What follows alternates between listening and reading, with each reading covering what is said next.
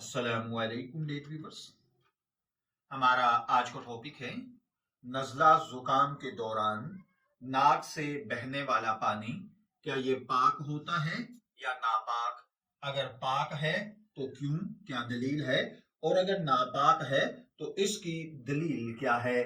देखिए भाइयों और बहनों, नज़ला और जुकाम की वजह से जो पानी नाक से बहता है वो नजस और नापाक नहीं होता, क्योंकि ये किसी जख्म से खारिज नहीं होता, ना ही किसी जख्म से गुजर कर आता है। यही वजह है कि नाक से नजला यानी जुकाम का पानी खारिज होने से वजू नहीं टूटता है। मेरी दुआ है अल्लाह ताला हमें इन बातों को समझकर इनके मुताबिक अमल करने की तौफीक अता फरमाए।